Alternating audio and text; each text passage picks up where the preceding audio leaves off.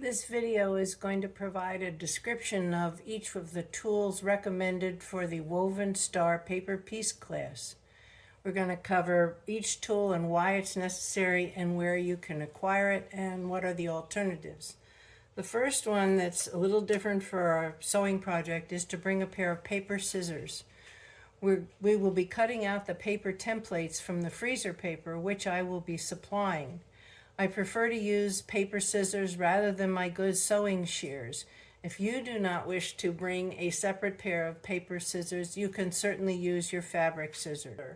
And that item is used for when we make a fold in a piece of paper, and then you can smooth it out with the bone folder rather than using your nails. This is an optional piece, but it certainly comes in handy if you have soft nails or you don't want to ruin your manicure. The next item that you want to make sure to bring is a personal sized cutting mat. And this is an example of one. This is about 12 inches square. And we're going to be doing a lot of cutting, a lot of small cutting, and it would be helpful to have something that you can snuggle right up to your sewing machine. We'll be trimming each seam in each piece. And if you don't have your own cutting mat, you'll be jumping up to use one of the shared club's mats. So that's certainly your choice. Next thing is a rotary cutter. And this is my cutter of choice for this type of project. It's a 45 millimeter. You don't need anything bigger or smaller. And the thing I like about this is as we cut, the blade automatically extends, and when you lift it up, it automatically retracts. Certainly you can bring your own favorite one. Make sure you put your name on it. The next item is really unique to this particular project, and it's called an add a quarter ruler. And it's called that because it has this built-up section here that lines up against the fabric seam that we're working on, and then we can use this side to cut off the excess. It's very handy. You'll see how it works in class. This is the small size. There's a medium, and there's also a large. We certainly don't need the large. We're not doing anything that big. The medium handles both big and small projects, so if you want to get that, that's fine. This one is perfectly adequate for what we're doing, and it's available online for under $10. You can also get any of these at one of the local quilt shops. In addition to the add a quarter ruler, I'm going to recommend that you bring one of these. And this is a regular rotary cutting ruler, but I like this particular brand. This happens to be called Creative Grids. And the thing I like most about it is that it has this clearly marked 1/4 inch seam along the side. And it's also frosted on the bottom, so you can really see to line it up when we go to trim each one of the pieces after we've put the paper piece parts together.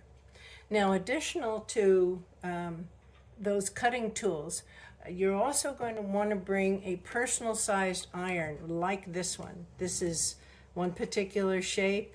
I think is very handy. This one is from Amazon, but you can get them anywhere. Will be very handy for you to have either this, or if you have one of these specialty items, specialty irons I should say. We're only going to be pressing a seam and a little bit of the piecing, so this would be very adequate.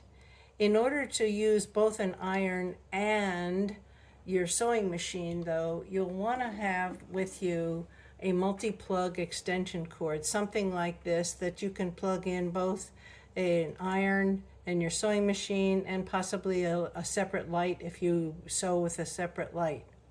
Now, as long as you're going to be using a separate special little iron, you'll want to use a personal sized ironing mat. I love these wool ones. They're very handy. I sew with it all the time next to my machine. At the club, so you can see that if you have both this and this, you're going to need that kind of space. If you want to, you can get a device like this, which is a combination. On one side, it's a cutting board, and on the other side, it's a pressing board. So you can see it takes up only the space of one or the other of those other mats. So this could come in very handy for you. When you set up your sewing machine, I'm going to turn this over because this is a better surface to see things with. Set up your sewing machine as you would for normal piecing. Set your stitch length to 2.5.